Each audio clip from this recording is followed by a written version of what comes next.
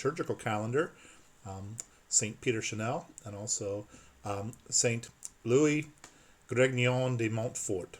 See, 2 years of high school French is finally paying off, and that was, I'm sure I butchered that. But Saint Louis de Montfort, probably best known to most of us for true devotion to the Blessed Mother, his spiritual work. And many have undergone the 33-day consecration to Jesus through Mary. And so, before I get a little bit into him, I just thought I would remind you that we do have the Rosary. Speaking of true devotion to our Blessed Mother, we have the Rosary this evening at 6:30 p.m. on a live streamed. Also, too, there are confessions available at St. John's from 5:30 to 6:30, and then the Rosary at 7 p.m. Not at 6:30, at 7 p.m. It's going to be hard for me to finish up confessions at 6:30 and then be online. So 7 p.m. recitation of the Rosary this evening. And then also, too, tomorrow at noon, we have live streamed Mass. And then this weekend, also, we have live streamed Mass on Sunday at 8:30 a.m. But like I said, not to slight St. Peter Chanel in any way, but maybe a saint that is a little bit more known to a lot of people is St. Louis de Montfort. Some of you, I got some show and tell things today. Some of you probably have done the Father Michael Gately 33 Days to Morning Glory. I've done that, the consecration. It's kind of an updated version of doing the St. Louis de Montfort consecration. Like I said, it's a 33-day process of conversion where we offer ourselves to our Blessed Mother so that she can take us to Jesus. I heard an interesting analogy this morning on Annunciation Radio. I can't remember which show it was. I think it was Sunrise Morning Show. They talked, it's sometimes Catholics, we get this kind of, bad reputation about always turning to Mary. We worship Mary, all these different things. But it was they made the analogy that it's like, a good sports commentator or broadcaster who brings out more of what's going on the field.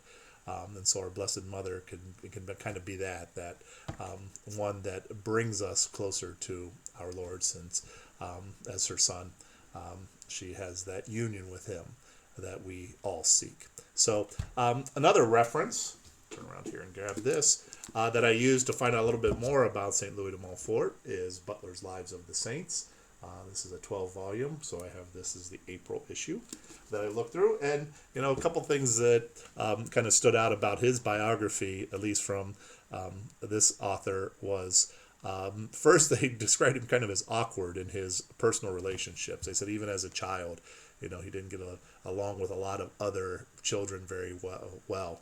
That it kind of led throughout his entire life that he had this kind of desire for solitary prayer.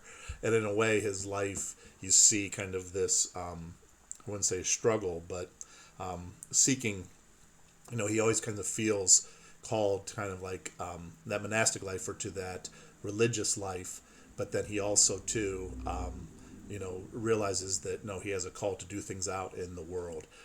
One of the other interesting things that they talked about, that one of the early things that he did after studying to be a priest was he worked like kind of in healthcare for, especially in the poorest sections in areas of France. That was one of the things he kind of was called to. He felt called really to kind of this evangelistic living out of the gospel, kind of, to, I don't want to say to the extreme, but he felt like, witnessing, living out the gospel, that he wanted to do that in kind of a dramatic way. And so he tried to do that among the poorest of the poor and worked in a hospital there. And he always felt like that he had this calling from God to start a religious order, too. And his efforts to do that among other priests and among men didn't seem to go very well. They sometimes attribute that, at least the author there does, to kind of his awkward nature in relationships.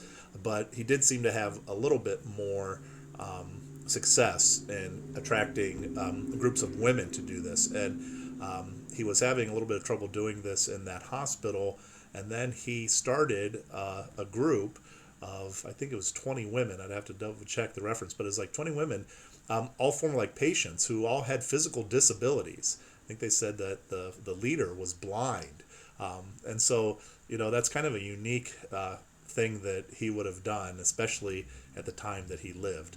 Around the 18th, I think he was ordained in 1700, the year 1700. So this is the early 18th century, and he's taking these, forming this community that's all made up of those who have a physical disability of some sort. And he then also he kind of did have difficulty. He kind of, I guess, butted heads with some of the hospital administration even at that time, and ended up then becoming more of a mission preacher. That was really a place where he did find, I guess, kind of success, and was able to, I think, work through his spirituality or present his spirituality. So he's an interesting case. One of the things that the author in Butler's Lives of the Saints describes him at one point, I think, after he came back after he was kind of dismissed from the hospital, he came back to Paris, and he lived in a cupboard under the stairs. It just made me think of, if anybody's familiar with Harry Potter, I think that, I don't know if that's where the author got that idea for Harry living in the cupboard under the stairs, but St. Louis de Montfort did for a while, well before Harry Potter did. So we want, it's always a good reminder to us that, our mother is there as our mother too, that Jesus has given us to her, or given her to us and us to her on the cross, and so from the cross. So we turn to her always in times of need. We turn to her at this time as health of the sick. We ask for her intercession and protection, and we continue to strive to give ourselves totally to our Lord through our Blessed Mother. So just a reminder that we will have the Rosary this evening at 7 p.m., live streamed on YouTube and Facebook, and then also to Mass tomorrow, Wednesday at noon on those same platforms. So we'll continue to look out and pray for one another. Everyone stays healthy, and may God bless you this day.